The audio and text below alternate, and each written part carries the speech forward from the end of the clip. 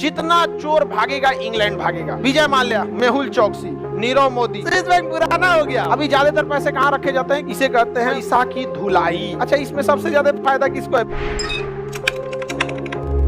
केमन द्वीप यूके का है। मिल गया। कौन सा द्वीप है? केमन द्वीप। कौन द्वीप है? केमन द्वीप। किसी को दिक्कत? केमन द्वीप किसका है?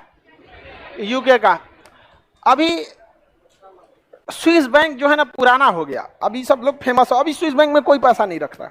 अभी ज्यादातर पैसे कहाँ रखे जाते हैं? केमन आइलैंड पे। कहाँ पे? केमन आइलैंड। नियम समझिए। सपोज कीजिए कि आपको 100 करोड़ रुपए का कहीं से कोई बिजनेस किए। कितने का? 100 करोड़। अब इसमें गवर्नमेंट देखिए कैसे छीछा लेदर करेगी। जीएसटी लेगी 18%, इनकम टैक्स रिटर्न लेगी 30%। अब इस 30% पे दो और चार्ज लेगी, सर चार्ज और शेष। शेष लेगी और सर चार्ज लेगी। सर चार्ज, बट ये सर चार्ज और शेष ना इस होल अमाउंट पे नहीं लगता है। जितना आपने इनकम टैक्स दिया उसका 4% लेगी शेष और 30% ले लेगी आपका मतलब सर चार्ज। 100 करोड़ है ना, 100 करोड़ में हर एक टैक्स मैक्सिमम जाएगा। तो ओवरऑल अगर आप देखेंगे तो इनकम टैक्स टोटल वैल्यू का हो जाएगा 36-37%। मिला जुला के आपको ये 50% ठेका देगा। कितना ठेका दिया? 50%। इन हैंड आपको कितना आया? 50 करोड़। अभी बताओ, जो इंसान 50 करोड़ टैक्स देगा उसको कितना लहरेगा? बेचारा पूरा नागिन डांस करेगा, हम 50 करोड़ ले गया। केमन द्वीप वाला कहता है कि एक काम करो, तुम ये पैसा कहां पहुंचा दो? केमन द्वीप पर। पैसा कहां पहुंचा दो? केमन द्वीप पर। पैसा पहुंचाने वाली अलग अलग ब्रोकर होते हैं, सब दलाल होते हैं, सब बड़ी बड़े नेटवर्क है। उसका कहना है जितना पैसा पहुंचाएंगे उसका 2% कमीशन खा जाएंगे। 2% कमीशन खा गया, यहां कितना पहुंचा? 98।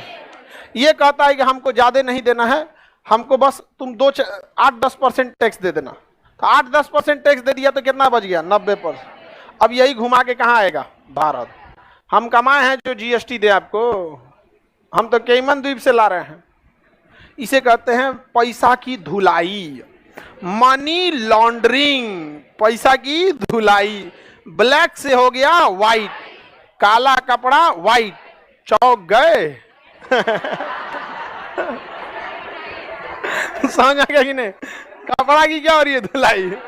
अभी लोग पीछे पड़े लोग किसके? Swiss bank. स्विस बैंक पुराना हो गया। वो जब 1980 मॉडल का है स्विस बैंक। अभी सब कहाँ चल रहा है? केमन।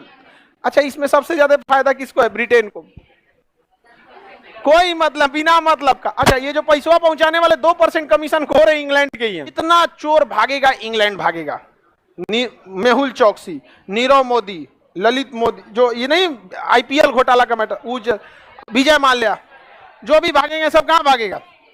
इंग्लैंड। समझ में आ गया कि नहीं आ गया? रूस के 2 व्यापारी भाग गया था इंग्लैंड। रूस ने कहा कि दे दो, हम अपने यहाँ मुकदमा चलाएंगे। तो इंग्लैंड कहा कि हमारी कोर्ट का प्रोसीजर है।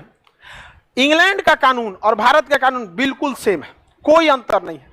अब भारत में आप तनी मनी कोई गुनाह कर दीजिए 10 साल लगेगा आपको प्रोसीजर में, और जब तक कोर्ट प्रोसीजर आप जा नहीं सकते हैं। तो इंग्लैंड में जानबूझ के क्या करता है? कोर्ट प्रोसीजर में फंसा देता।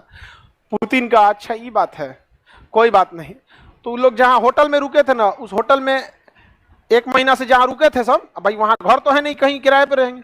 तो एक नया नया वेटर भर्ती हुआ, काम करने लगा। अचानक वो खाना दिया उन 2 व्यापारी को, अगले दिन अखबार में आया कि दोनों मर गया। उसके बाद इंग्लैंड का कोई नहीं जाता है। समझ में आ गया कि नहीं आ गया? ये रूस का कोई नहीं जाता। हमारे मोदी जी भी बहुत काला धन लाने के लिए बोले थे, सियार लेके आए हैं, चीता।